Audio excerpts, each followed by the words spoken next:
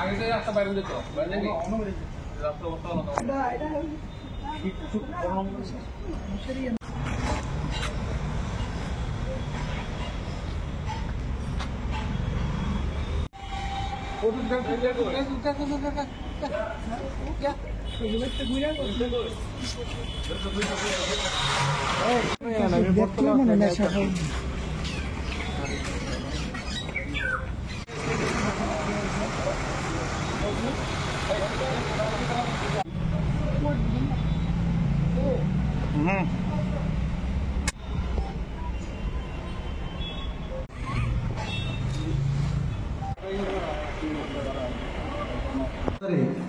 বটতলা সবজি মার্কেটের কাছ থেকে একটা টমটম চুরি করে নিয়ে যায় একদল চোর।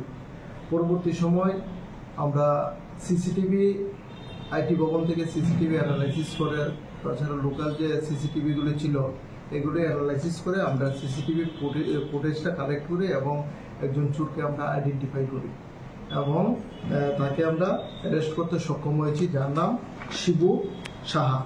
তার বাড়ি আরালিয়া চৌমুনিতে তার বাড়ি। এবং আমরা এই যে তার কাছ থেকে চুরি যাওয়া যে টমটমটা ছিল TR01ER 4024, এটাও আমরা উদ্ধার করতে সক্ষম হয়েছি। তাকে জিজ্ঞাসাবাদে আমরা তার কাছ থেকে আরও একটি তথ্য পাই। এর আগেও একটি টমটম চুরি করেছিল, তার সঙ্গে আরও ছিল সহযোগী 2-3 জন ছিল।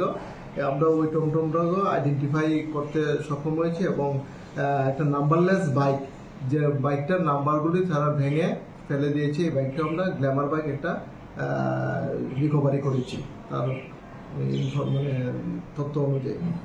আজকে তাদেরকে আমরা পুলিশ রিমান্ড চেয়ে আদালতে প্রেরণ করব।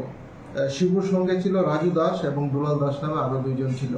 তাদের 3 জনকে আজকে আমরা পুলিশ রিমান্ড চেয়ে প্রেরণ করব এবং তাদের বিরুদ্ধে আমরা স্পেসিফিক একটা মামলা নিয়েছি, West Agartala PS case number 64/25, ঠিক আছে, আন্ডার সেকশন 303(2) and 3/5 BNS।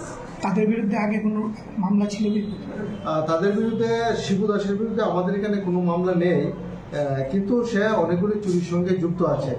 এখন তার ইন্টারোগেশন করে আমরা অনেকগুলি তথ্য পেয়েছি এবং আরও কিছু আমরা রিকভারি করতে সক্ষম হব। টোটাল এই যে রেইডে লিড করেছিল বটতলা আউটপোস্টের ওসি সহ যে অফিসার ছিল, তারা এই ঘটনারই মানে কোথা থেকে আটক করা হয়েছে এবং উনি নরমাল কি করে?